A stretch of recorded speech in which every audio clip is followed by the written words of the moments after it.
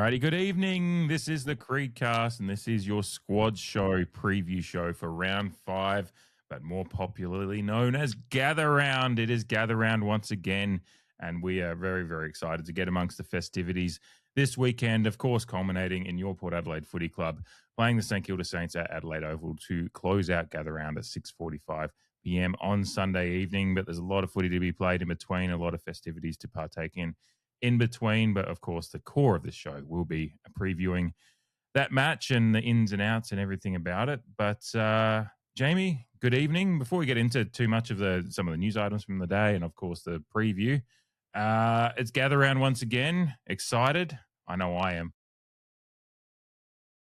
Absolutely, I'm excited. We are biased, of course, being South Australian residents.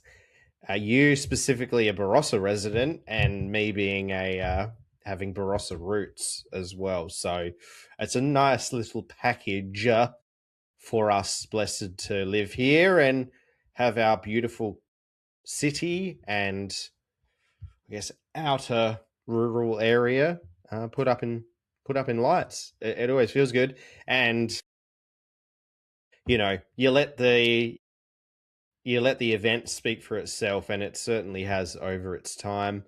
It's definitely become a whole beast of its own within the AFL season, and I love it. I've obviously been every year. I've made an effort, except for the second year, to go to more than just the Port game. Obviously, with young family and all of that, I'd love to go to more. That's definitely hopefully on the radar in a few years' time when the kids are a bit older. But for now, our little Barossa tradition on the Saturday and then the Port game, which I reckon they'll probably keep it as a Sunday game from now on. Seems to be serving me well, but looking forward to it as I have every year, and I'm looking forward to just more positive feedback to come its way from everyone visiting and particularly people experiencing it for the first time. It's always good to hear the people who have come over to experience it, and particularly ones who kind of skeptical. Yeah. There's those that are maybe skeptical of the idea of Gather Round, and as well as just maybe people that haven't experienced Adelaide too much. It is really putting the state, the city on show. A lot of the advertising and the little bits and little bits they've got with players visiting different areas, like interstate players, as well as some of our locals involved in video packages visiting various areas of the state. There's a showcase at the state on show, and of course, our wonderful Adelaide Oval, the stadium that we're well proud of for both, obviously in the AFL world, but even in the greater. It's often listed as one of the favourite cricket stadiums for international cricket stars and pundits and everything as well. So our stadium has been on show, and a good test match this year, and then obviously Gather Round really lights it up. And we've just been watching a bit, and obviously we're not as Port fans, we don't love seeing the Crows do well, but it's just if objectively watching two teams put 20 goals on the board before halftime in the opener is a good sign, particularly with the weather that has been around today. It is funny. We talked last year. I think I vaguely remember us kind of talking last year because we obviously baked through a 35-degree day in the Barossa on the Saturday last year for the Kangaroos Gold Coast game, one that almost destroyed me, body and soul. Shout out to Steve's Garden. Both the flowers are doing well. But we're coming into this year and we're looking at a Saturday that could be, 15, 16 degrees, basically at the same time of year. And it kind of goes to show, because there was a few people last year being like, oh, why they pick such a hot time? So, well, they're picking the time that's, in autumn. And there was a little bit of silly commentary around it. And this year just goes to show you don't know what you're going to get. But ultimately, this is, more footy weather. And it's not the worst case. It's not 11, 12 degrees in the middle of winter and raining. It's 18, 19 degrees. And the weather's, the weather turned it on in the end today at Adelaide Oval for those that are there so far. And I can't wait to, not have to bake in the sun and worry about lathering up sunscreen all day in the Barossa and then dehydrate myself to to the point that I did last year. But ultimately, it's just, it's a wonderful time to celebrate our state footy. And that's the ultimate thing, is it's celebrating footy as well. we Yeah. do want our team to win, and we'll get to previewing them in a moment. But there is a little bit of about that you just kind of you do step back from the kind of like the ritualistic week to week, is my team winning or losing, and that's everything I base my emotions on. I kind of, when it gets to Sunday night, I will do a lot of that. But tomorrow night I'm going to Collingwood Freo. I'll enjoy that as a neutral and kind of just enjoy seeing some players that usually I'm seeing play against Port, and I can't fully enjoy them as much. Whereas tomorrow night I can go there and kind of like a little bit of just pantomime rooting for Freo because obviously they're playing Collingwood, and I love Alex Pearce and et cetera, et cetera. And then, of course, us hanging out in the Barossa on Saturday watching Brisbane Kangaroos would just be fun to, again, partake in a game that we have no active rooting interest in, but we can just enjoy footy and enjoy some of the stars of our game without that kind of, they're playing against my team, so I hate them all and they all suck. Because that's kind of what you do when your team's playing against these guys, and you rarely get the opportunity to enjoy them outside of that. Yeah, watching a game as a neutral is very underrated, and there's not very many times apart from probably those who live in Victoria. A day out of the footy is a pretty easy and good way to get out the house, I suppose. But yeah, it's rare for I guess people like us to watch games as neutrals, and you can just watch it objectively for what it is. Enjoy the players on both teams, and not being stressed out is one of the best parts. I remember year one, Port were playing on the Saturday as part of the double header, and Essendon and Melbourne, funnily enough, they were playing the afternoon game. And I just remember sitting back because I went to I can't remember what they call it. It's on Elder Park, the festival of footy. I guess you could say, even though the whole thing is a festival, but I can't remember what they label it. On Elder Park, just with all the activations and the screens and the pop-up bars and food stores. I just remember going there before the game, just feeling the energy in the air and just being kind of blown away, just seeing all these scarves and beanies and jackets walking across the bridge, walking down King William Street, King William Road. And then going to the first game, just sitting back and enjoying the spectacle that was just a game of football that I wasn't completely invested in.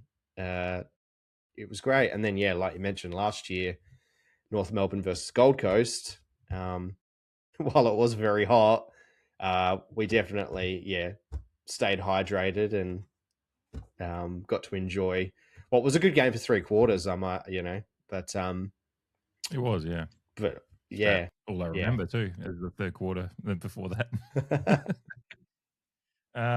Drink responsibly out there, friends, particularly in Gather Round. It's a wonderful celebration. I'm really looking forward to getting into it, and we'll certainly probably, I'm going to try and post a bit across the weekend, and from the game tomorrow night, and obviously Jamie and I hanging out at a couple of games across the weekend as well. But we're going to get into our work for now.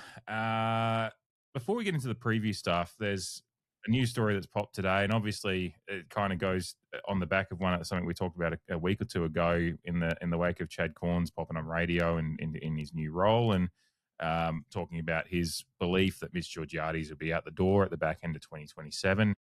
And I've got the clip from Josh Carr here to play in a moment, and I'm getting the impression that Josh Carr is getting a little bit irked by the constant barrage of media at his about the speculation of our star players. I'll just play his response to journalists asking about the Mitch Georgiades comments. Yeah. Well, I wouldn't have thought Chad and Mitch ever had a conversation about what he wants to do, so he'd have no idea about what Mitch actually wants to do. It's just it's a guessing game, and I think it's pretty easy to say when we've lost a couple of games that people look at and say you shouldn't have lost those games. All of a sudden, it looks like no one wants to be at our football club, where that's wrong. Jamie, I just using the term, he has no idea. It sounded like he was struggling to kind of coaches. Ken Hinkley's talked about. It's fascinating listening to Ken Hinkley talk about being on the other side of it now, and he can be a little bit more open about his emotions and kind of the constraints you put on yourself as a coach as to how you say things. You could see that he was really just wanting to say like he has no idea, and I think he just wants to say no one has any idea. Maybe we have some idea with Zach and whatnot, but it is interesting, particularly in I think Josh, and I don't know if you watched the front bar last night, but of course the Zach Butter stuff came up there as well. And there's it's obviously a little bit of pantomime jokey stuff on shows like the front bar, but it finally got to a point where Josh Carr's just saying he's ours, Mick, he's ours, about Zach. And just between that last night and this today, I just get the impression he just wants to get down to business and coach footy and not talk about this shit. But it's like round 5 will gather around and he's having to talk about it. But particularly interesting here, Jamie, is obviously we've got 2 premiership teammates. One's their former co-workers as well as assistant coaches at Port Adelaide, with very, very different views on a certain player that both have worked with. What did you think of those comments today? Every time I've watched a press conference involving Josh Carr, I've left it essentially, "Oh, captain, my captain," and like I've enjoyed every single one of them. I mean, he's straight to the point. He's honest. He's upfront. He's forthright. Particularly with that grab that you played before. I love it. Yeah. I agree that he would be probably pretty annoyed, more so with Mitch, because it is like only today round 5 has commenced and Mitch is out of contract at the end of 2027. Like, this is part of it. It's an extension of what we've already spoken about last week, just about the whole ridiculousness of this chat. There's way too much footy media, and they just need to talk about something way too premature. And yeah, like you said, he would just want to get down to business and coach, but unfortunately, being inside the AFL circus doesn't allow you to just get on with your work. And while there is, within his press conferences, like most of the SA journalists do tend to ask questions about kind of players and game plan and things like that. Yeah, there's always a question about Zach or now Mitch around the corner, which would be frustrating. The Zach bit is what it is. Yeah, this is his contract year, so that's all well and good. In a sense, the 10 articles every hour is ridiculous, but yeah. But I just yeah, he's not taking any shit, but he's not going over the top with his responses. He's not getting personal, not that you would as a coach or anything like that. He plays a very straight bat, which I appreciate, and just kind of sticks with the facts. I'm not gonna jump on the Chad hate bandwagon because it makes me really uncomfortable to lambast someone who was a fucking excellent player for our football club, who has an opinion. Like I said last week, that these people have producers who are, feeding them topics and encouraging them to discuss things or go hard in his opinions. I mean, I think he went from 60% likely to 98% likely within a week, and you can't tell me that wasn't influenced by, Craig Hutchison. He wouldn't report directly to Craig Hutchison, but someone going like, just like, let's go a little heavier just to get some attention and stuff like that. I'm 100% convinced that shit happens. Yeah, and I think there's got to be some kind of grace given to Chad Collins. I was still annoyed that it came up as a talking point, but as you said, it kind of like was fed a little bit in the way that it was in the broader, if you listen to the broader discussion with Kim Dillon on the show, and I still believe Kim Dillon carries way too much of a chip on his shoulder at Port Adelaide and his disdain there. But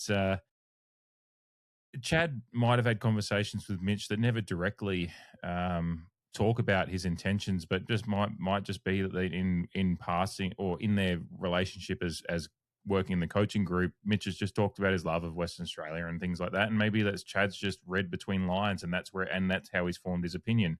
And then Josh has said they haven't talked about it. I don't know why that's come up, and I think I did see somewhere that Mitch and his management were a little bit blindsided by the comments coming out in radio as well. So it's not like it was something they were expecting or thinking about either. So I think it's just one of those things where Chad's got an opinion.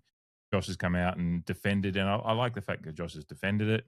He's also defended the club a little bit in the back end of those comments I just played, kind of saying, "Oh, when you lose a couple of games that people don't think you should, suddenly everyone wants you to leave your club and thinks it's a disaster zone, et cetera, which it's not." Which he kind of defended the club a little bit in the back end there as well, and in general about the kind of media, the kind of idea that's being projected about the club after these losses that we've had. He kind of defended that as well in there, which I think that's what I appreciated more. The Josh Carr, Chad Corns thing is like, clickbaity stuff, but I think the actual underlying thing about it that I really enjoyed was the fact he kind of defended the club, defended his position a little bit in between the lines there as well, but just defended the club as a whole and kind of the culture, and basically said it's not as bad as all of you guys want to make out it is, and that's where we're at. Yeah, because not only that is he has to answer questions related to draft rule changes and whatnot, and like all of this stuff is actually not his job. It's outside of his scope of practice. So yeah, that's what I appreciate most. He's like, well, of course, A, I want to keep these players, and B, they're contracted to us. They're playing for our club. They love our club. Yeah. Like I said, every time I come out of watching a Josh Carr press conference, I'm just like, yeah, he's the man. Yeah, and I think that defense of the club is endearing. He's one of us. He just wants to get to business, do his thing, and turn us around and point us in the right direction as quickly and as efficiently as possible. Without shirking any of the responsibility or hiding, being scurrilous, or because scurrilous is an interesting word, because I think this whole discussion about Mitch is quite, scurrilous, churlish, like, because it is just rumor and innuendo that has been plonked on a fucking platter that everyone's going to feast off of now. In the media, that is. Yeah, and unfortunately, regardless of what Josh has said today, it'll probably still happen a lot more. And kind of like Zach last year where it was almost lost my voice already, and it's gather round hasn't even started. It's okay, Dave. Kind of like that. Yeah. Getting emotional. Like Zach last year, it was kind of bubbling under the surface because he was a year out. You kind of can tell with these comments that Mitch's will bubble, and as it gets closer, and then next year it'll probably go into overdrive, kind of like so. We're just going to go through the same process again. So prepare yourselves, Port fam out there. As we kind of rebuild, rejig, retool on the run, whatever you want to call it, when we have star players like this that are in contract years, and the current AFL media landscape has just decided this is what we're going to do. This is what we're going to have to deal with. So just prepare thyselves. If I can just add, sorry, if I can just add another thing that I was thinking about today is, again, a portion of the Port Adelaide fan base just leaning into the idea and treating players as commodities. It's something that I lament in this current landscape of free agency and trade and the go home factor and all this stuff. Is I feel that more so than ever, and I guess it's part of my emotion in last week's discussion, is that club culture that's being kind of chipped away, the loyalty factor, it's also kind of happening with supporters. It's just like, well, what can we get out of Mitch and Zach? Feeding into the discussion and kind of barracking for it a little bit as well. Maybe that's too embellishing it a little bit, but it kind of frustrates me because I'm still of the mindset that we're not giving up shit. These are two players that we as a club, but we as a fan base as well, emotionally invest in. I don't want them to fucking go anywhere. They're a person. They're not a commodity. Where, like, if you know what I mean, like I support the Port Adelaide Football Club and I support the people within it. administrators, coaches, or players, and I want them to do well for Port Adelaide. Whereas I feel that, in this changing landscape, and I think I might have said it last week, just like people treating the AFL as one big fantasy league, like Supercoach League, and again, to repeat it, I apologise, but to treat players as a commodity rather than just being loyal as a supporter and barracking for, Mitch to stay. And I think they do want Mitch to stay, but it's still that air of like, oh, well, if, if he does want to go, which fuck knows, like, what can we get for him, this year? And, you want to cash in now because it was just, the same discussions as last. It's something that I lament currently because fuck off. They're Port Adelaide players. We want them to stay here. NBA-fication of the sport that's happened a little bit, which I love. NBA basketball, you and I both do in many respects, but it can be a brutal game. You just watch, and there's a supporter base over there that kind of follow players versus over teams. And look, I'm not going to yuck anyone's yum about how they want to enjoy a sport, but you can kind of probably see that happening here. And I don't understand. Like I'm club over player and club over country, but while the players are there, like I want those players to be a part of the team, and you want to support them, and you don't want to think about them with anyone like playing for another team. To your point, so I don't want to see like you see Kevin Durant play for 6 different teams in the past 6 years or whatever it is. You don't want to see that start happening and all that kind of stuff. So it's an interesting space to be, but I hope that that little anecdote from Josh today kind of just shows a little bit of the kind of power and passion I think that he has underlying. He's quite stoic and reserved a lot in his media appearances so far as he's kind of getting used to being the lead guy. But you can kind of tell there's a passion boiling underneath that he wants to do right by the club and defend the club at every turn as well. And I think that's a good coach to have, someone that's got that kind of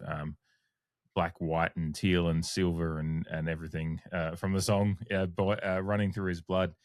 We should get to some preview, but I love that you brought that up, that kind of anecdote there and there up, because I think that's an important thing to remember, is this kind of why we support and to not get too wrapped up in the modern kind of touches that the AFL, and the AFL wants us to get wrapped up in that, but it's important to try to kind of keep some romance about this thing that we love as well, which Gather Round is a good reminder of, even though there's a commercial aspect to that as well. It's a commercial aspect to everything.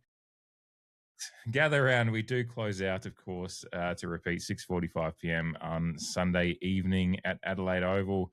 An evening that, as we touched on the weather before, is looking like hopefully not too much rain around. A chance of rain throughout the day, but more morning and afternoon kind of stuff. So hopefully by the evening we've got a top of 19 on the day. So, hopefully just clouds and, that autumn weather that we love. We love footy in this kind of weather, I think. I certainly do. So hopefully some good weather for the game. Our ins, we don't have any. This is a rarity for the last, I feel like for me, it feels like a rarity almost since we've been doing this podcast together, but no outs, particularly after a week where we saw Kane Farrell look like he How refreshing. I know. Of course, we're talking extended squads tonight. So while there's no outs, there is 3 ins, because we won't get our final squad until tomorrow evening. We're, of course, recording Thursday, the 9th of April now. Todd Marshall, Brandon Zerk-Thatcher, and Dante Vicentini are the ins. Interesting, intriguing, a lot of height, a lot of, I feel like Todd Marshall might be coming in, but otherwise it is an interesting ins, and certainly goes against what we thought, and I think a lot of fans thought might happen, particularly to kind of branch off as we go into this discussion. Your thoughts on, or our thoughts really, and a few fans' thoughts on the wing positions, and particularly like Ewan McKinlay, not to, beat down on him, but that is probably one of the main discussions that's been out there between us as well as fans this week. Yeah, Ewan can count himself very lucky, in my opinion. Obviously, I mentioned my thoughts quite specifically on Tuesday's show. So if he's getting picked on effort, he needs to level up this weekend because it's a very important game. Obviously, ins are interesting. Obviously, I'm wearing that word out to death at the moment, but St Kilda do have their fair share of tools, or 190 pluses. Not too dissimilar to Richmond. The only difference is that St Kilda's are a bit more experienced and have a bit more meat on the bones. So that's what I think has inspired some of these selections, whether they all come in. But when you look at Visentini, St Kilda run 2 rucks. Zerk Thatcher, when you've got whether it be Marshall or De Koning resting forward, then you've got Cooper Sharman. You've also got Mitch Owens, who are above 190 centimetres. So Zerk Thatcher and Todd Marshall are some insurance there. I would imagine Todd comes in, before he got injured, he was there. So it's not necessarily possessions 9/10 of the law, but it's, in a similar vein to that. He was playing well considering his experience down back there. Zerk Thatcher, there is a risk of being too tall just to match it up. Whereas I think that, if we're playing in the right way, we can probably we could probably get away with not matching them completely for height. Again, as long as we're playing the way that we absolutely want to. The ins are interesting, but when you strip it back, they kind of make sense, and they're not completed like you just mentioned. So it will be very interesting to see who gets the final call.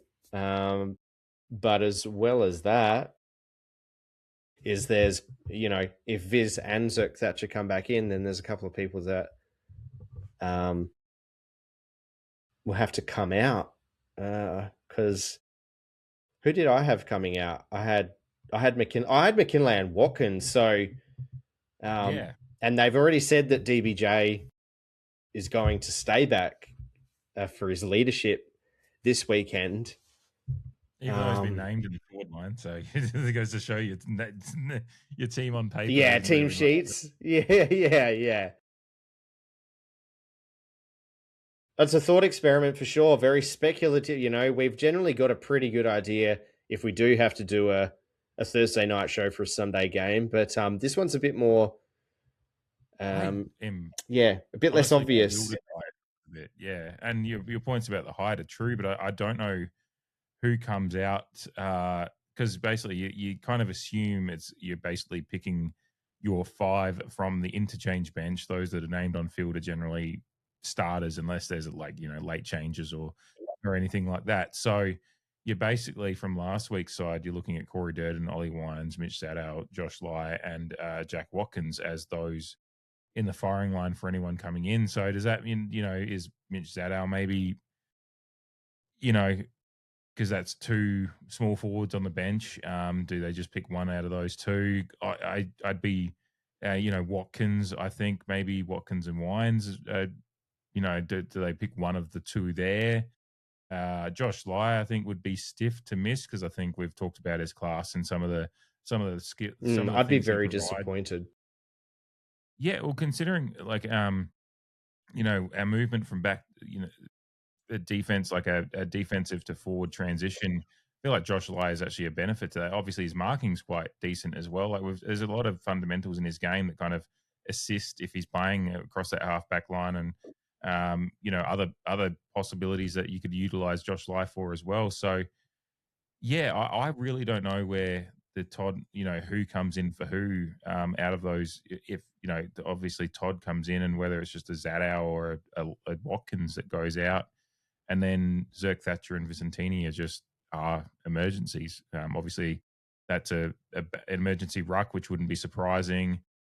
Zerk Thatcher as an emergency wouldn't be surprising either. And then, a Watkins or a Zadow as an emergency as well probably would be a spread of emergencies that would make sense. But, I'm genuinely I think you and I have had a pretty good record of kind of picking how it's going to go, or at least having an idea and or a 50-50. And I'm just, it's a really interesting one to me, and that's kind of where my head's at about it. I'd be interested to see if that's similar for you, or if you've got different thoughts about how that goes. Again, I'm going on the assumption that those named on field are solidified into that side. I think every preview show we've done together, that's what's come to be, is that who's listed on field plays. It's just a matter of the extended bench and how that shapes up. To be honest, I saw the ins when the team was posted, but I haven't really stripped it back like you just did then. But like you said, on the extended bench, we have 2 small forwards. We have 2 kind of contested, in and under midfielders. The 2 tall defenders in Marshall and Zerk Thatcher. But yeah, just if we're thinking of who was there from the Richmond game, then yeah, Watkins, Lai, Zato, Wines, and Durden. So again, considering that McKinlay's named on field, I'm going to say Watkins gets dropped for Marshall because DBJ will go back. Both he and Josh Carr have already said that. So that does leave a hole in the team sheet, in the forward pocket. Excuse me. So, look, we've named the extended bench. It doesn't necessarily mean they're all going to get picked. So it wouldn't surprise me if it's just Marshall in for one of those people. But just, trying to just strip it back. Wines stays. Durden stays. Zato, but that would be a bit rough after one game. Lai has shown way too much promise, but they also can pull the matchup card like we've discussed with, St Kilda's tools. So while it may be disappointing, it might be the right call if it works for us to go Zerk Thatcher and Marshall for, say, a Lai and a Watkins. But I'd be pretty disappointed because I like Lai a lot. Yeah, and I think there's a certain aspect of what we're doing as a and look, it depends if they go look like needs a a rest or he's at his 2 weeks, and you sometimes do see that where a player surprisingly misses out because they kind of go look, he's at his couple of weeks, he's he's still new to the kind of the level, and maybe we see in our numbers that we see maybe a potential drop off this week, even though we don't think based on what we've seen. So that would be the only thing, but I would otherwise, be fairly disappointed. And look, he seems to have the stamina for the game as well. So yeah, it's going to be an intriguing watch. I'll be really, really, excited kind of to see how the teams drop tomorrow evening.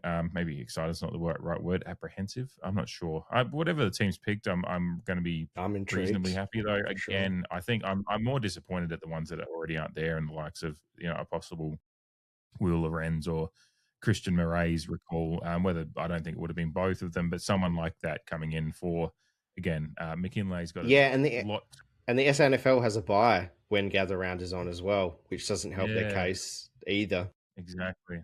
Yeah. You would have liked to see one of them rewarded for a strong start down there. But hey, look, that's that'll happen at some point, I'm sure, soon. I think McKinlay. Look, I assume at team meeting level, he's had a little bit of a G up and said, look, we need to see a bit more. Otherwise, you might be not long for the side. At this point in time, we're obviously not making aspersions to the future of his career, but at this point in time, he's probably got to have a big game on the weekend.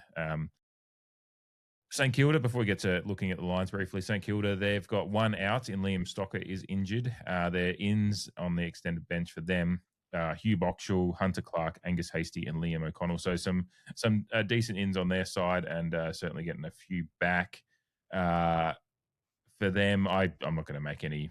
If you have any idea of what they're doing, I hadn't put the thought into our team, and so who I got no idea, but I know Hunter Clark had a good game in the VFL. That's all I know from their VFL affiliate, and he's fairly experienced too, Hunter Clark. So, but yeah, apart from that, I have no idea. I was fascinated to see Dougal Howard on the interchange bench. A part of me thought that he was lost to the AFL system, I thought they were trying to get rid of him at one point, but he's still there, old dude. Which would be funny if he does play. Yeah. And Hugh Boxall coming in has been named on field as well. So, Oh, right. Okay. Yeah. He has. So he's one that goes right in. But yeah, a talented side in St Kilda, but probably leaving a little bit to be desired to start the year for a team that had a lot of excitement going in, obviously with their recruiting and of course the fact that they kept Naz for another couple of years at least. So Rebuild. they are the punters' favourites. I'll say that based on if you just go and again gamble responsibly, and we're not sponsored and won't be, but we do. It is just always an idea to see where people are thinking. And when I did the screenshot of the odds an hour or so ago, it was $1.61 Saints to win. Us outsiders at 234. I will note that I like to use Wheelo ratings. I should actually put the Wheelo ratings link in the show notes from now on, just so people know where I go for some of the stats, as well as Footy Wire and a few other places. But Wheelo kind of one of some many predictive statistic things do their predictions, and their predictions for this is as line ball as it could be, but their prediction is Port Adelaide by 0.2 points, a 50.3% chance of winning. So, at least we're favoured by the slimmest of margins. But I guess it's interesting when you see the betting odds, and I guess betting odds are obviously dictated by where the money's going as well. So there's a little bit of that. But it does show that this is a true line ball game for a lot. And I think for me, as well as a fan, it's as line ball as it could be. Because I think this St Kilda side has left a lot to be desired to start the year, but I think they've got a lot of things that a lot of ways they can damage us as well if they can get their run on. Particularly a couple of their best players in the likes of, Jack Sinclair had a really good game against us last year. Naz, obviously, as well. They're kind of ranging halfback run and ability to rebound from defense was something that hurt us last year in a game that really they played 1.5 good quarters and basically beat us off the back of that. If we remember that we basically tried to slowly come back and plot our way back into the game, had our chances and just lost it last year. So that is to be remembered as well. But how are you feeling about the overall matchup at the moment, just in general team styles and the early season malaise that St Kilda have found themselves in as well? Yeah, it's certainly a good challenge for us. And I guess St Kilda do deserve to be favourites. I think it's mostly based on vibes because, they haven't started very well. They got pantsed by Brisbane in the end in their last game before they had a bye. I did hear, I think it was Mark Bickley, discuss about how they do have a number of new players, which has been highly publicised, and the cohesion factor does play into it a little bit, but where the bye can actually come at a good time to help galvanise a game plan and their relationships when you don't have that much time week to week generally between games. So we're going to have our work cut out for us because we're not shooting the lights out by any means. We're showing flashes of brilliance against some bottom sides from last year. It's yet to be seen where they'll all finish up this season. But there's portions we can expose. But there's also some strength in both St Kilda's forward line and their defence. Their midfield leaves a little bit to be desired, in my opinion. Unfortunately, though, our midfield hasn't seemed to stamp any sort of authority for an extended period of time for the majority of our games over the last year and 4 rounds. Yeah, and I think the midfield's a good, interesting spot to kind of start just briefly talking about because, contested possession is an all over the field thing, but we often talk about it in the sense of midfielders in that vein, and contested possession is something that St Kilda are like most teams when we do these previews. Unfortunately, at the moment, it felt similar last year, and it seems similar this year as well. St Kilda are averaging. If I can find my way back to it, I've got many lines of stats here, but contested possession, St Kilda are averaging just a touch over 131, and we're down at 116. Just the numbers there, as well as stoppage clearance. They've got a few more per game so far this year. where it's a 2.5 point difference, actually no 3 point difference between in stoppage clearance, center clearance, or one down there. So if you look at that across a game, and we've seen that as an issue if teams and St Kilda, to be fair to them, have had some sterner tests this year as well. Obviously against a Melbourne side that look quite plucky at the moment, whether that sustains across a year, but they've certainly started the year well.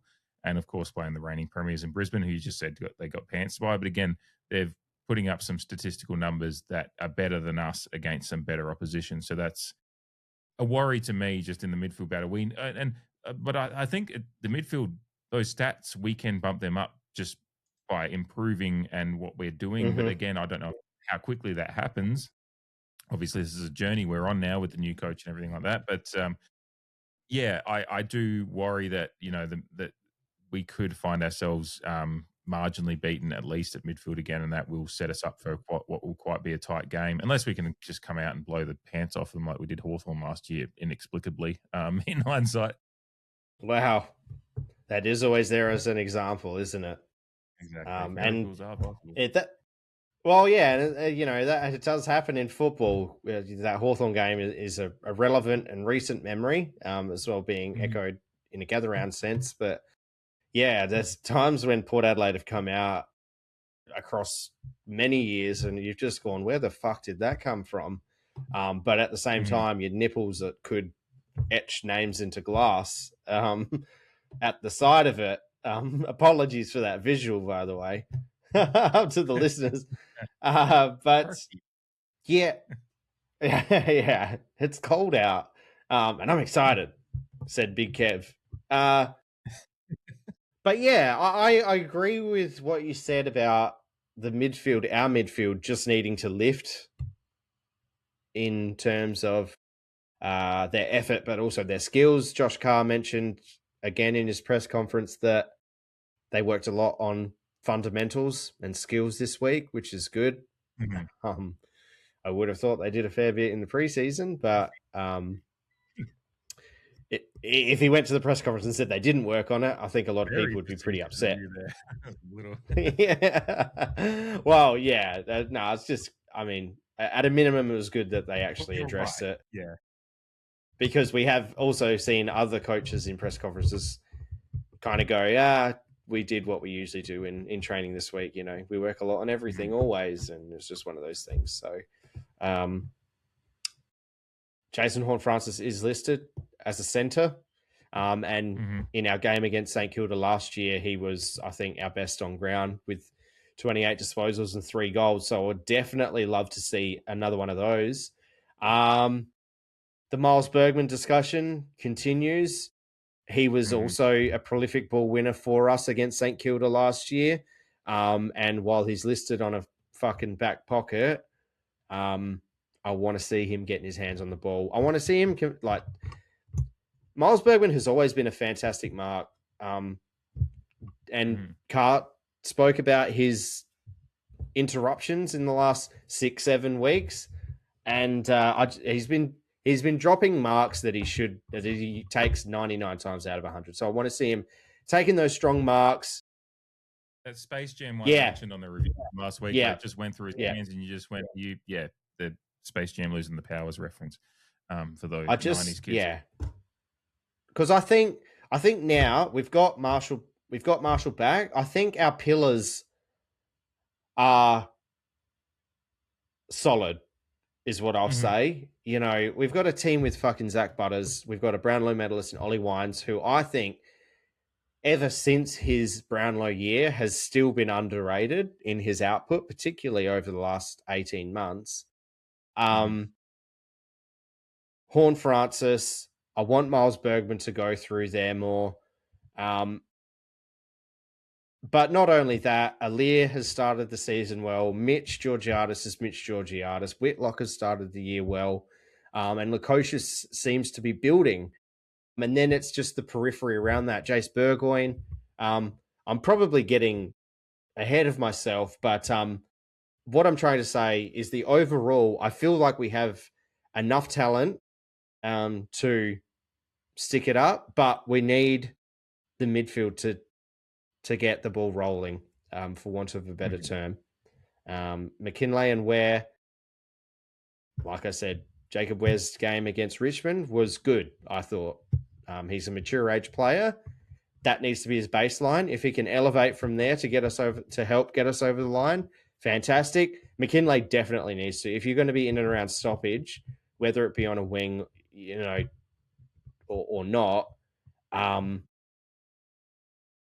he needs to lift because he's named on field. So, and just the topic of tagging and not tagging will be an interesting one because they definitely have used Winhager as a tag. We've definitely used Drew as a tag. It's just depending on which team wants to pull the trigger or not. Yeah, I think there was a bit of that last year, and we've certainly seen a bit of talk about tagging or just kind of getting Naz out of the game a little bit with a bit of frustration on him. So whether we anything like that happens on our end, but yeah, I kind of like the idea of it, like our kind of as good as it can be with the list we have at the moment, our spine going into the side and going into this game, and some of the high elite players that we do have does leave us a lot of hope. But it's just how they're utilised, and that's why I mean, just talking about Jason Horne-Francis, you want to see him turn it up in midfield and be like the CBA numbers. You want to see them go up a little bit. They're just watching the pre-game of the Adelaide game tonight, and David King was talking a lot about wanting to see more out of Isaac Rankin at CBAs and just wondering why. And we know why Jason Horne-Francis hasn't been there at the start of the year with the extended preseason he's had with injury. But we've had the word from Josh Carr that preseason's over and Jason Horne-Francis, and we've seen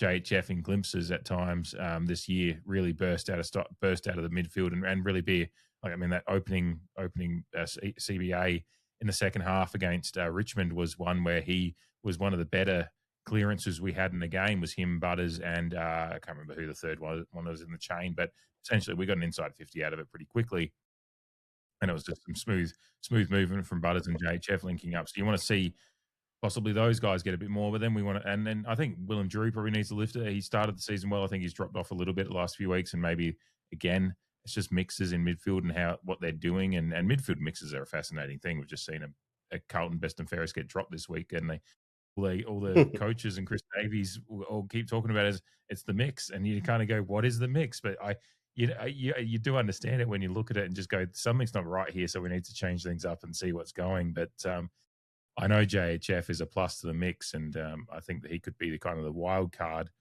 Not that it's an unknown wild card, but considering what we've seen in recent times, I think Horne-Francis could be the wild card that can kind of unlock this game if need be, considering he seems to be back to a decent level of fitness. That's it, because obviously there's a bit of doom and gloom over our side generally, and our, less than desirable start to the season, even though we're in the top 8. I think we were leading into this round. Yeah, we're 8. But JHF is definitely a key to breaking this wide open, because while people want to talk about how we're missing Connor Rosie, for example, Jason Horne-Francis can just tear it apart. If you want to assume that Zach Butters gets a bit of attention as well. But as well as that, the game starts in the ruck, and Jordan Sweet has definitely got his work cut out for him coming up against 2 ruckmen. Whether we go for the dual combination will be interesting.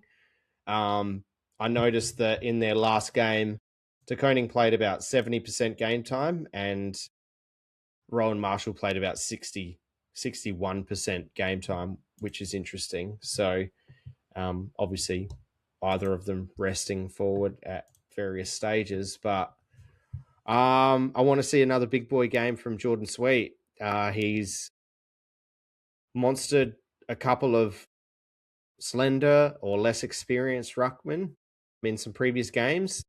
But apart from free kicks last gather round against Lloyd Meek, I think he won that battle in general play. So he can definitely take it up to the big boys of the competition. De Koning offers a challenge in terms of centre because of his athletic ability. But when it gets to a stoppage situation, Sweet definitely comes into his own, and he's not inept in a centre ball up situation. It's just players like De Koning can get a certain advantage, and we again, the midfield, we all need to back each other up because we saw a massive hit out advantage last week, and it didn't fucking matter because Richmond beat us 13-3 clearances in the first quarter anyway. So the midfield's got to go to work, and if it is a battle for Sweet, and if De Koning's getting on top at times, as we've seen, the midfield can support. You've just got to be harder at the contested possession, out of clearance, ground ball out of clearance. Those are all numbers that we're down on this year, and we need to be better at at winning the ball at the ground level if it does come to ground out of clearance, and because that's where other teams are just out efforting us and beating us, is just both the contested ball and ground ball once it gets out of the stoppage or the center. Those areas that just, again, Willow ratings I'm using, and I can't find them. I'm just trying to find them again. But I was looking at them earlier and just noting that some of those areas where you can win the ball out of clearance, we're down in a little bit comparative to St Kilda and comparative to a lot of teams. And that's just effort and intent and kind of your setup around the whether it be stoppage setup or the center setup.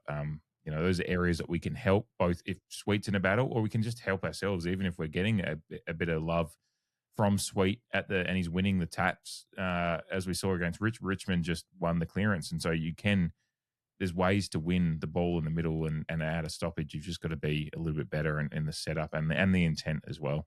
And like I said, hopefully, to your point, Bergman can get in there a bit. But I think out of this week, I'm kind of curious as to how we use Bergman. I think hopefully see some CBAs or just some stoppage work. But JHF is the real wild card for me. I want to see him get up there, maybe beyond the 50% CBAs, and then that stoppage work as well. And whatever else we do there, I just want to see a little bit of a change in that mix. Again, that word, the mix, but just to try to shake things up a little bit. And if there is a tag on a Zach Butters type, if someone else is getting loose and having some fun like JHF, that does help, loosen tags as well, because they've got to be a bit more accountable to someone else that does have the, horne-francis is I can tear a game apart on my own kind of player, as we've seen in glimpses at times as well.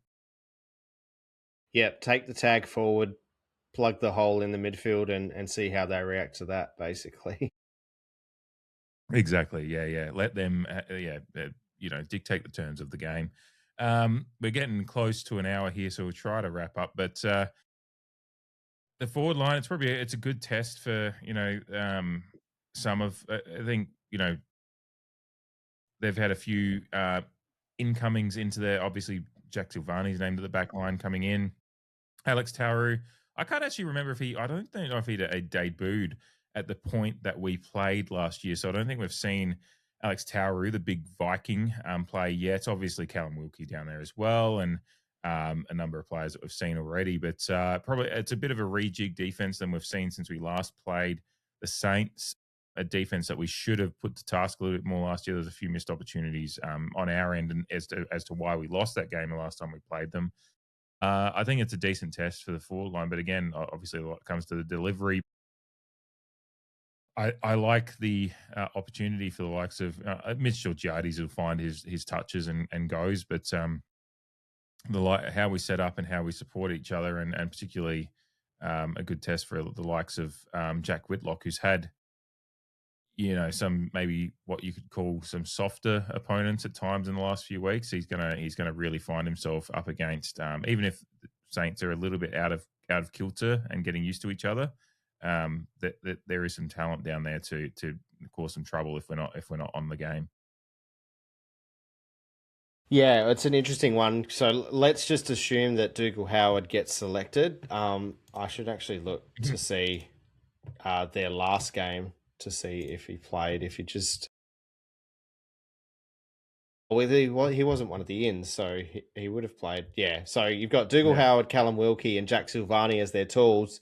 So, like you mentioned, Whitlock will probably be coming up against someone who is a little bit more switched on than who he has played against in, since the start of the season. So it'll be a great test for him. Obviously, his height his IQ has worked to his benefit, and there's no reason why he can't continue to do that, because I think maybe Dougal Howard matches him for size, but I think Callum Wilkie and Silvani are in the low 190s without looking. I'll look in a moment. So then, yeah, perhaps it's up to George and Jack Lukosius to take that leadership role, even though they are hybrid forwards, but just to ease that load on Whitlock a little bit further. Like we discussed last week, was a good performance in spreading the load. We just need it to go up that extra 10 to 15%. Some of that is reliant on the midfield and their performance. But yeah, last year, there's not much to go off of, like you said, on their defensive end because of their changes, but also our forward line. Like Ollie Lord was in our forward line, Jack Lukosius was injured, and Jack Whitlock was still playing in the SANFL. Mitch Georgiadis did have 5 shots on goal, kicked 3 goals too. So there is that, although their defense last year was made up of Callum Wilkie was pretty much playing a lone hand. They had listed Isaac Keeler, but Jimmy Webster, Ryan Burns. So it was a bit more of an opportunity for us to take advantage of their defense. We should have. Yeah, adding to the frustration of the game as a whole, that it didn't go our way. The Flying Viking, like you mentioned, Alex Taru didn't play. It was another draftee, I think, in the same crop, Toby Travalia. But yeah, the Flying Viking does have his ability to highlight. And their listed half-back line of Naz, Bradley Hill, and Jack St Clair, while prolific in their own rights, not very lockdown, I would say. So I'm, not well-versed in some of their defensive depth on their bench, but it seems like they've got some accountable tools. And Dougal Howard loves a fucking spoil. That's part of the reason why it didn't really work out at Port Adelaide. He's just allergic of a mark. But then their smalls around them, I think, are the more get the ball and run with it. They're rebounding defenders rather than lockdown defenders. So maybe an opportunity to exploit them if we can get the ball in the area with efficiency. Get the ball in the area that we want. Because I think our tools, it's going to be a good battle. Yeah. And we want to try and get those halfbacks on their heels a little bit rather than giving them open space and so that'll be where the roles of whether who's picked, but your Mitch Zadales and stuff, a little bit of that defensive forward, defensive pressure as well. Tackling and kind of just some of that kind of hold up, because that's where they got out when they had their success last year, was like just getting open paddock and just dictating the terms a little bit from halfback and allowing the likes of particularly Sinclair and Naz to run a bit. So down forward, forward for them, backline for us. Jack Higgins is playing his 150th game in his favourite city, of course. It was the game against Port last year where, of course, St Kilda was staying in Adelaide for the week to stay for Gather Round. And his infamous "I don't really like Adelaide" comment came out. So it's been a lot of fun kind of content since then. But he's playing his 150th. Liam Ryan's come across as well. Obviously, we don't have a Max King. We've got Cooper Sharman. Ryan Marshall's listed down there, and get the likes of Dan Butler that can run through there as well, and a few other talented players. There's no real. I mean, who's the matchup for you? Kind of like if we're going Marshall, Aaliyah, Lockie Jones as a third tall as well. Like where are the matchups for you there? Yeah, great call. Obviously, if a resting ruckman is down there, that's going to make things very, very interesting, because you would say that an Asava would usually account for that, being a bigger body. And that, again, might be part of the reason why Zerk Thatcher has been included, just with that resting ruckman in mind, because Cooper Sharman and Mitch Owens are in the 190s, so realistically, they can be accounted for by Aliir, and Todd Marshall will just have to level up on his defensive accountability with whoever. Like, they'll probably rotate. Yeah, it's just really that resting ruck, which is of most interest to me, because Rowan Marshall is also a known goal kicker for St Kilda as well. So it's not like he's inept in the position, whereas kind of our ruckman can kick goals. They've shown they can kick goals, but a bit less of a threat than a Rowan Marshall and maybe a Tom Taccone to some degree as well. So I didn't really answer your question, but yeah, it may be part of the reason why Zerk Thatcher also gets the nod. If their pressure up the field is good, then we can get away with having a Lockie Jones and a Miles Bergman, I guess, assisting aerially. A lot of guys that can play but too. yeah, of course. Yeah, it's the physical and just some of the defensive prowess that sometimes you get left wanting sometimes in those guys. And I mean, as you said in the main show or the review show, hopefully Lockie Jones in his third over can really yeah, that's right. Yeah, well, Miles Bergman is 190, so yeah, he's not tiny by any means. And Tom Jonas was about, I think, 189, and we saw him take some, 193 ish centimeter forwards on many occasions. So it's a real fascinating matchup game for me, because I think there's the St Kilda team is, again, as I kind of started with, they've left wanting a lot at times this year, but you can just see that there's a decently talented kind of side there. It's just getting it all together, and particularly, I mean, we just, again, if you look at the smalls they've got down there. I mean, I remember it was the COVID year. I was down there. I was down there for a few of the games in the COVID year, thankfully, getting to escape to the 20,000 crowd they let in. I was at the game that they kicked 12 goals, 1 to beat us, and it was just insane. It was, I think, I can't remember if it was who it was that was kicking the goals. It was Dan Butler, I think, was one of them, possibly. But it was the smalls that were really, I think they getting shared off. it around.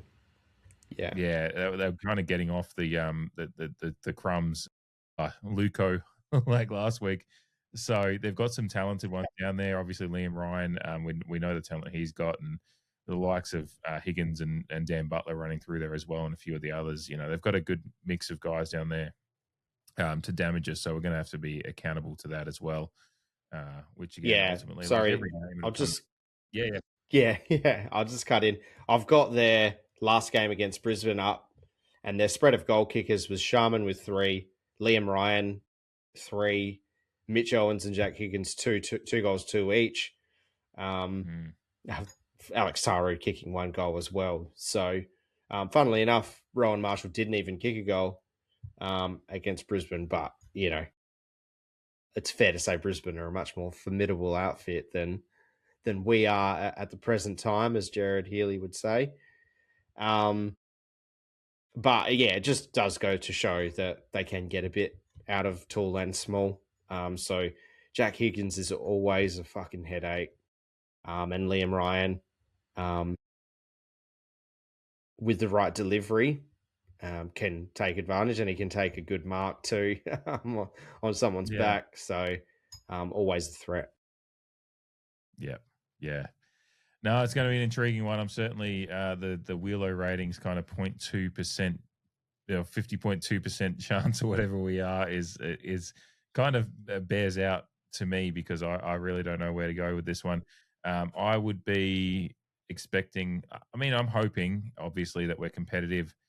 I'd love to smash him. That would be fun, but I realistically, I don't think that's happening. I'm going to be positive. I'm not going to obviously predict a loss or anything like that. So I'll just say it would be nice to just have that 11-point win where we kind of just at the last few minutes, we're just at arm's length and can keep them at bay. But I think this one could be quite a tough one. Not tough in the bad way, but tough that it's just going to be a grind, and we're going to have to work. We're going to have to go to work and and that's where the midfield's really got to step up in some of those areas I talked about. So how are you feeling? Yeah, look, a part of me, the forever optimist, thinks We love that about you. we'll get that. Yeah, I appreciate that. But, I think, like I said in the review of the Richmond game, we need to build some momentum now. And yeah, we all know how hard our draw gets after this game in particular. So I think it's important for us to string 2 wins in a row. And I think being at home, closing gather round will give us a bit of extra oomph. But I agree with you that it is going to be a tussle. And I'm predicting a single digit figure. I think we're not going to be comfortable until that final siren sounds. I completely agree that I would love to smash them.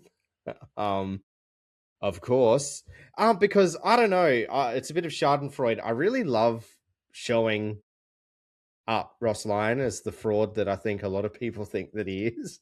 Yeah. It's just kind of funny. And you know, they did go on the recruiting drive. Their fucking CEO has been pretty mouthy. Yeah, I just, it's always funny smashing St Kilda for some reason. So yeah, that'd be nice. But unfortunately, I think it is going to be a lot tighter than we would want.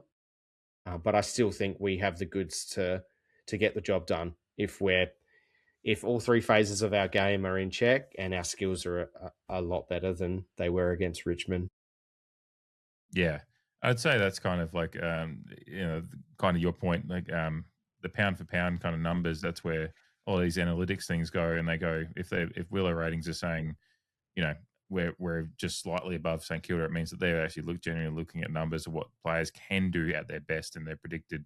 Now it all comes down to numbers, and analytics can only do so much. You've actually got to have the effort and intent on game day, and that's where it's going to come down to the boys actually getting the job done on game day, and particularly in the engine room needs to step up and kind of let us dictate the game a little bit from there and go on. So that's about it for the evening. I think if you've got anything else, feel free to bring it. But I am just keen to get into gather round and enjoy all the festivities. Obviously, there's a lot of those to come before our game comes, so we're just keen to get into it. And if you're around at any games, feel free to say good day.